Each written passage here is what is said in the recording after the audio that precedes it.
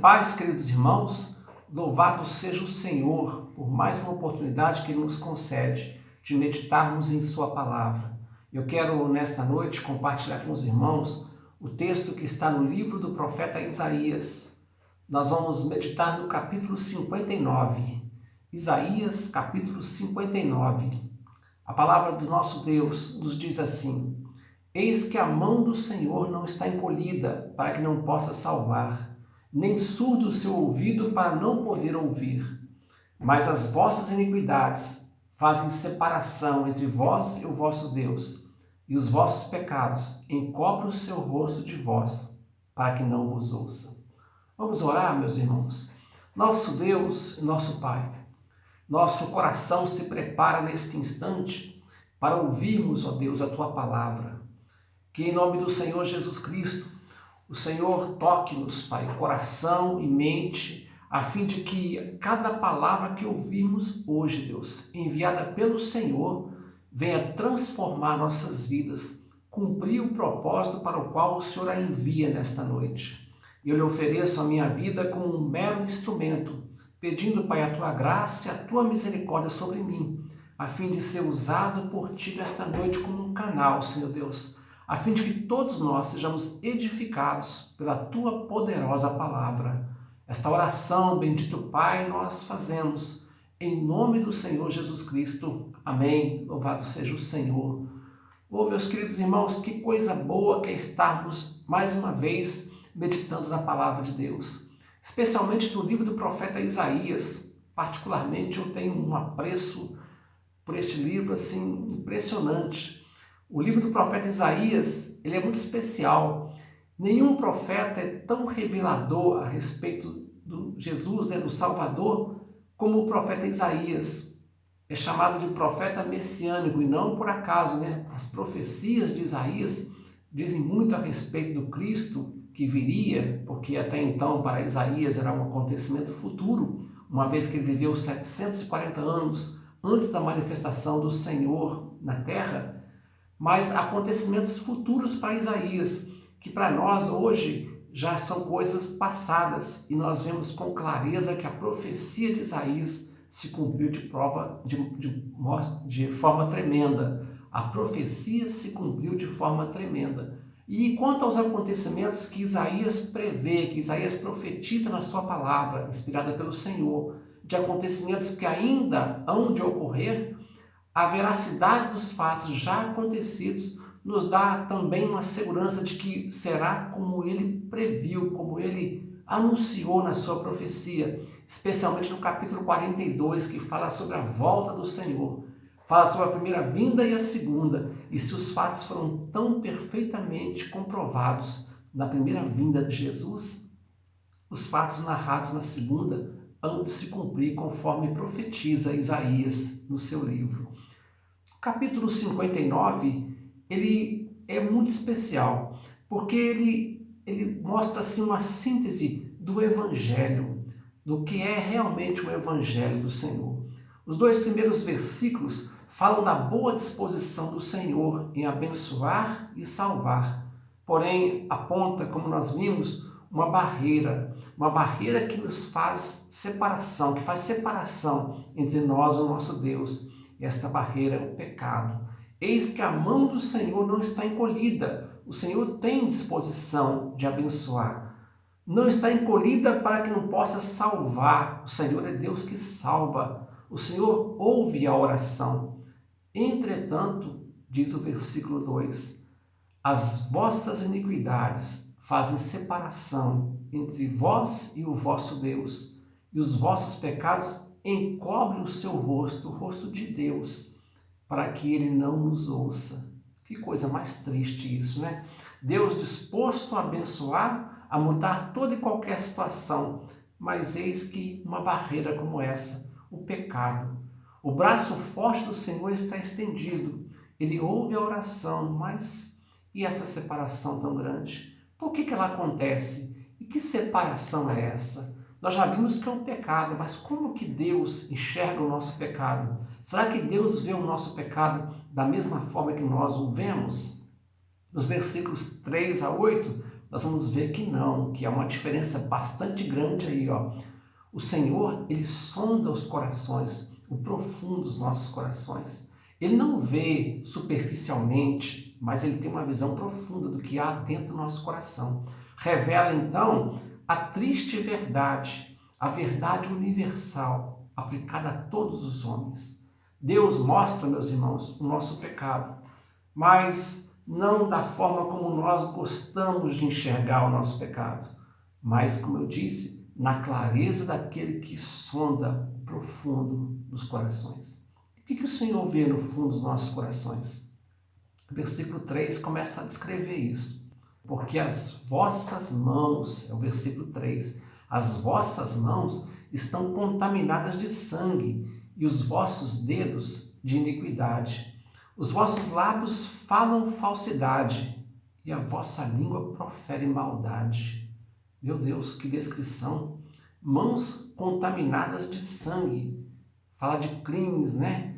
Dedos cobertos de iniquidade, tem relação com os diversos pecados recorrentes que cometemos, além das mentiras e das maledicências. E o versículo 4 continua: ninguém há que clame pela justiça, ninguém que compareça em juízo pela verdade.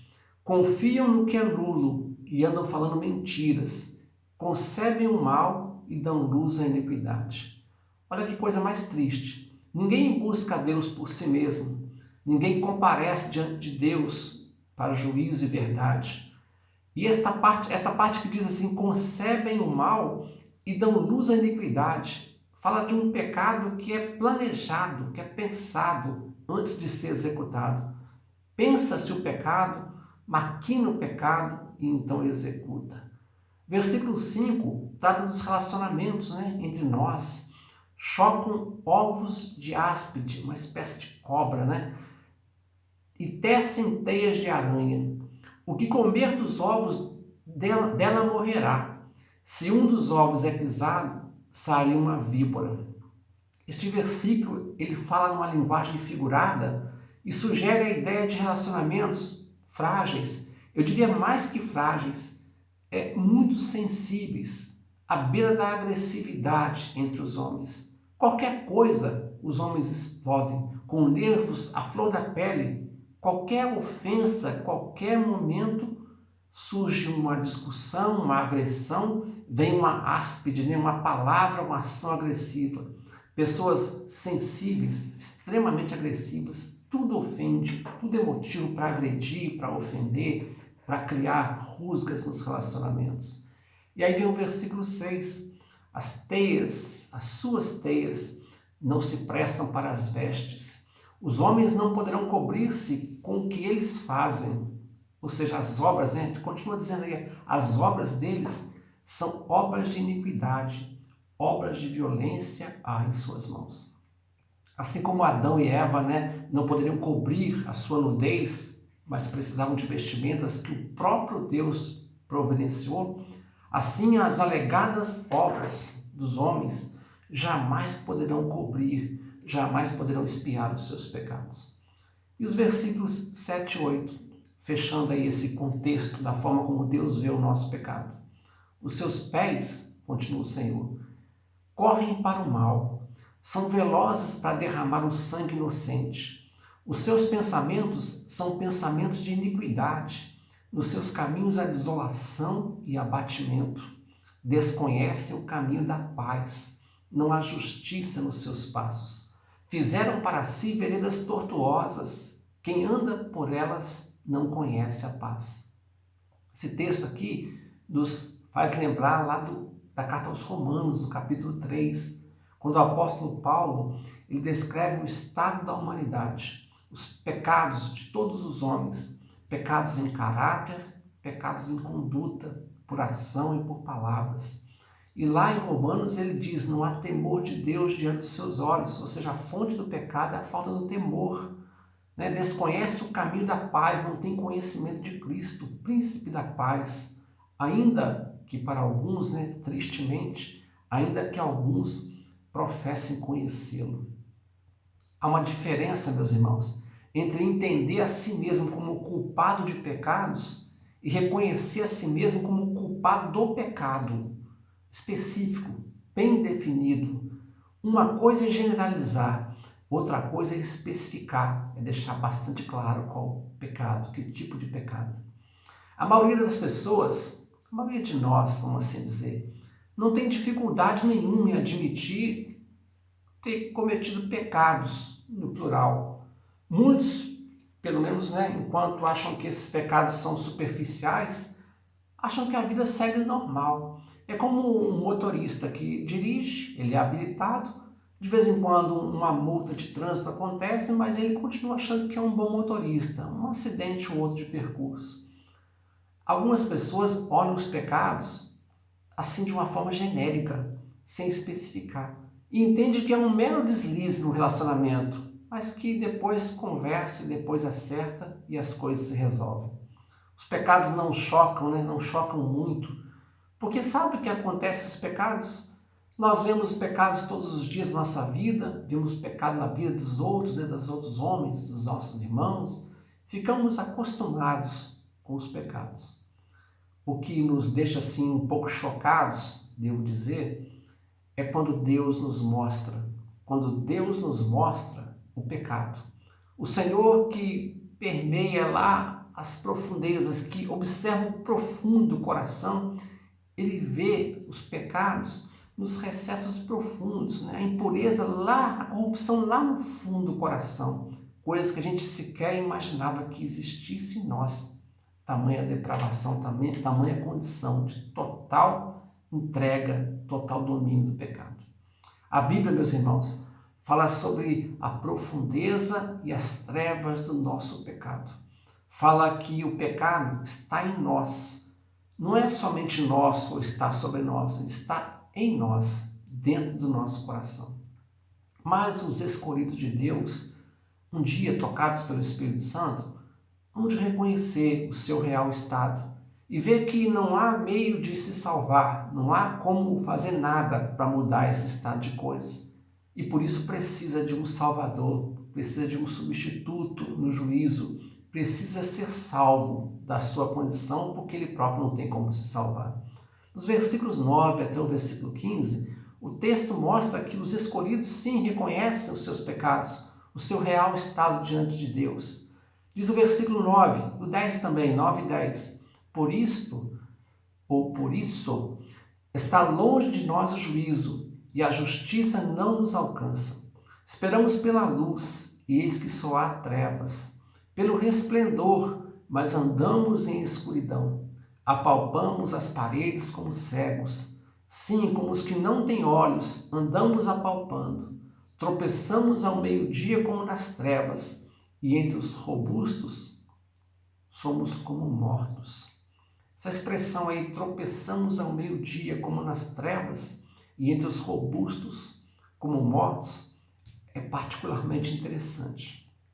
Ao meio-dia é o resplendor, o máximo da luz. Assim como no meio da congregação, por exemplo, a presença de Deus, ali há um esplendor da glória do Senhor, a luz da sua palavra. E, no entanto, meus irmãos, há muitos que não conseguem enxergar a luz da palavra não consegue iluminar seus corações. Para uns, a luz da palavra é saúde espiritual, para outros é escuridão e morte. Na presença da luz, porém andam como em trevas. Estão entre os que têm saúde espiritual, mas são como mortos espirituais. E aí que vem o versículo 11. Diz assim: todos nós bramamos como ursos, gememos como pombas, esperamos juízo e não há. A salvação está longe de nós. Essa é a condição. Olha, não temos como. Nosso estado é esse. Como cegos em plena luz, apalpamos, não enxergamos para onde vamos. Nós bramamos como ursos, gemendo como pombas. Não há salvação. A salvação está longe de nós. Nós não podemos fazer nada. Muitos também, na presença de Deus, clamam, oram, buscam a Deus, mas também nada acontece. As orações não têm sido respondidas. E por que não têm sido respondidas? aqui no versículo 12, diz bastante claramente o motivo. Por que não têm sido respondidas? Porque as nossas transgressões se multiplicam perante ti, e os nossos pecados testificam contra nós, porque as nossas transgressões estão conosco e conhecemos as nossas iniquidades. E faz lembrar do Salmo 51 de Davi, né? O meu pecado está sempre diante de mim. São mais numerosos que os cabelos da minha cabeça, diz Davi. Não é? A gente reconhece o pecado e vê, olha, está tudo aí, Senhor. Meu coração é assim. E às vezes a gente não vê como Deus vê, mas Deus vê profundamente. Nós temos que concordar com o Senhor que o nosso estado sem o Senhor é terrível. Os que são escolhidos de Deus reconhecem seus pecados porque o Espírito Santo abre os olhos. Então eles enumeram os pecados, enumeram cada um deles, conforme o versículo a seguir. Quais são as nossas iniquidades? Essas iniquidades, conhecemos as nossas iniquidades? Quais são elas? Versículo 13. O prevaricar, né, como prevaricar, o mentir contra o Senhor, o retirarmos-nos do nosso Deus, o pregar a opressão, a rebeldia, a conceber e proferir do coração palavras de falsidade. Essa palavra prevaricar aqui, significa não cumprir com as obrigações, saber o que tem que ser feito, mas por má fé ou por interesses próprios, interesses egoístas, deixar de fazer. Quantas vezes, né? Para nossa tristeza isso acontece. Confessam cada pecado, afirmam que o fato de Deus não os ouvir é justo. Certamente é justo. Imagina, meus irmãos, Deus é santo, Deus é puro e o homem é pecador. Como que Deus pode ter comunhão com o impuro, com o pecador, sendo ele puro? Por isso ele diz, sede santos, porque eu sou santo. Então, continuando aqui o reconhecimento dos seus próprios pecados, aqueles que são tocados pelo Espírito Santo, que têm os olhos abertos, dizem como no versículo 14, versículo 15, pelo que o direito se retirou e a justiça se pôs longe, porque a verdade anda tropeçando pelas praças e a retidão não pode entrar. Sim, a verdade sumiu e quem se desvia do mal é tratado como presa. O Senhor viu isso e desaprovou o não haver justiça. Que tristeza, né? O estado do homem pecador, sem Deus, mesmo reconhecendo, ele só pode concluir que ele não pode fazer coisa alguma. O pecado está entranhado no seu ser, uma herança que veio desde Adão e não há nada que o homem possa fazer. E agora, meus irmãos, a situação chegou no impasse. De um lado, Deus, justo e santo. Do outro lado, os pecadores confessos agora, desamparados, separados de Deus. Não é assim que se encontra a humanidade, meus irmãos? Todos pecaram, destituídos estão da glória de Deus. Não há um justo sequer, não há um que busque a Deus. Todos se perderam e a uma se fizeram inúteis. Mas nos versículos 16 até 18, Deus providencia a solução ao enviar o Salvador não apenas para Israel, no contexto dessa mensagem aí, né? Mas para todas as nações. Versículo 16 diz assim, viu que não havia ajudador algum e maravilhou-se de que não houvesse um intercessor, pelo que o seu próprio braço lhe trouxe a salvação e a sua própria justiça o susteve. Praticamente, em essência, este versículo é o mesmo de João 3,16, porque Deus amou o mundo de tal maneira que deu o seu Filho unigênito, para que todo aquele que nele crê não pereça, mas tenha a vida eterna. O braço é o agente de Deus, né? Aquele que realiza, aquele que constrói. O braço do Senhor é o agente de Deus para realizar a salvação. E se não está claro para você ainda sobre quem é o braço do Senhor, você vai recordar lá Isaías 53, que diz, Senhor, quem creu na nossa pregação e a quem foi revelado o braço forte do Senhor? Ele foi subindo como um renovo no meio de uma terra seca. Não tinha aparência nem formosura, nenhuma beleza havia. Ele olhando, nenhuma beleza havia que nos agradasse. Mas ele foi moído pelas nossas transgressões, né? O castigo que nos traz a paz estava sobre ele, pelas suas pisaduras fomos sarados. O braço forte do Senhor é Jesus Cristo, que que realiza a salvação. Versículo 17. Vestiu-se de justiça como de uma couraça, e pôs o capacete da salvação na cabeça, e pôs sobre si a vestidura da vingança, e se cobriu de zelo como de um manto. Destituiu-se de sua glória, cumpriu o propósito de Deus em obediência até a morte para nos salvar.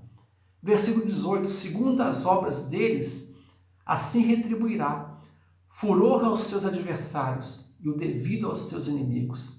As terras do mar dar-lhes-á a paga. Meus irmãos, que Cristo triunfou sobre os principados e potestades na cruz do Calvário, que riscou a cédula que era contra nós, cravando na cruz, isso é um fato que já aconteceu. Para Isaías é um acontecimento futuro, mas para nós isso é um acontecimento que já houve. O texto de Isaías diz que ele retribuirá e que fará, justiça. Para nós, parte disso é passado. O Senhor já fez o que tinha que ser feito na cruz, mas parte ainda é futuro. A redenção que já aconteceu na cruz já houve, obviamente, mas a justiça sobre os inimigos ainda virá na volta gloriosa do Senhor Jesus. Nos últimos 2 versículos, 19 e 20, Deus mostra um tratamento especial com Israel, fazendo uma aliança eterna de salvar o remanescente. Versículo 19 diz: temerão, pois, o nome do Senhor desde o poente, e a sua glória desde o nascente do sol. Vindo o inimigo como a corrente das águas, o Espírito do Senhor arvorará contra ele a sua bandeira. No versículo 20, virá um Redentor a Sião, e aos que em Jacó se converterem, diz o Senhor. Esse virá um Redentor a Sião, e aos que em Jacó se arrependerem, trata do remanescente de Israel. Concluindo aqui essa mensagem, meus irmãos, o relacionamento é algo muito importante na Bíblia. Os seres humanos foram criados para se relacionarem com Deus, para ter comunhão com o Senhor. Contudo, meus queridos, temos que lembrar que essa comunhão, esse relacionamento é um tipo específico de relacionamento. Não é um relacionamento entre seres iguais, de forma alguma. É um relacionamento entre um rei justo e santo e os seus súditos. Muitos cristãos falam sobre o pecado como se fosse uma mera contenda relacional entre o homem e Deus, ou entre Deus e o homem. O que nós precisamos é apenas pedir perdão e pronto, está resolvido. Em parte, sim, pelo que Jesus fez na cruz.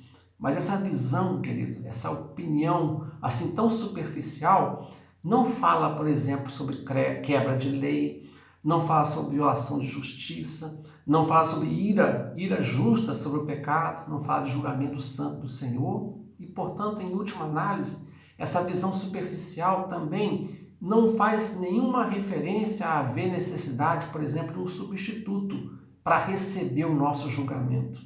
O ensino da Bíblia é que o pecado é realmente uma quebra de relacionamento com Deus, mas essa quebra consiste na rejeição da majestade real de Deus, do Deus Altíssimo.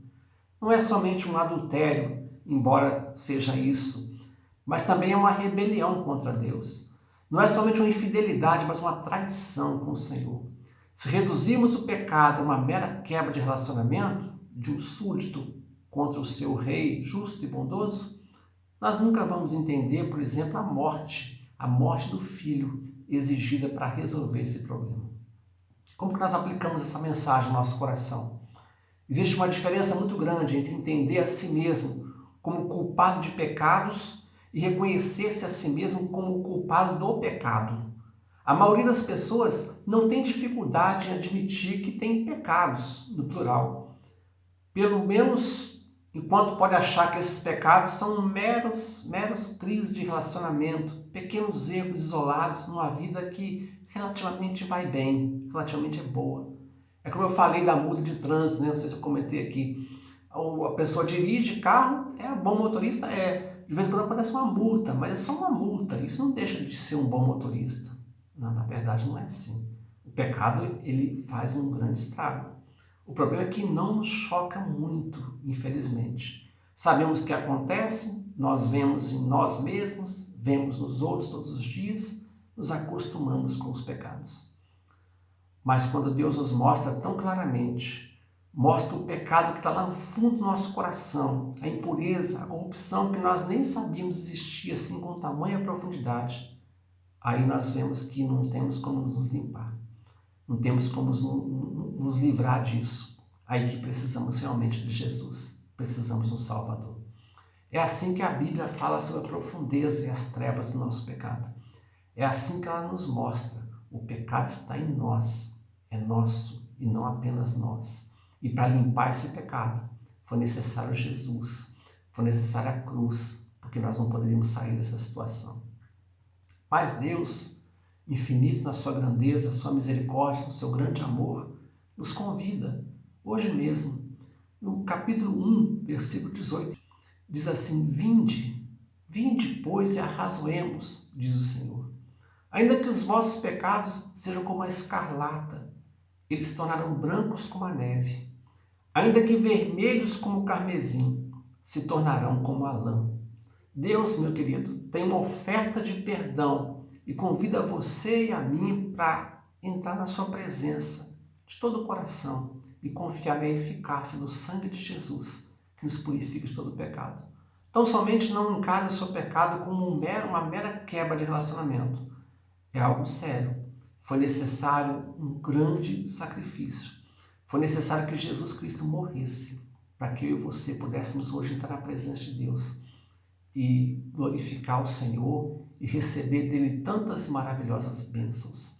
Por isso, quando oramos em nome de Jesus, há uma força tremenda nisso, porque o nome de Jesus significa pelo mérito, pelo que ele fez.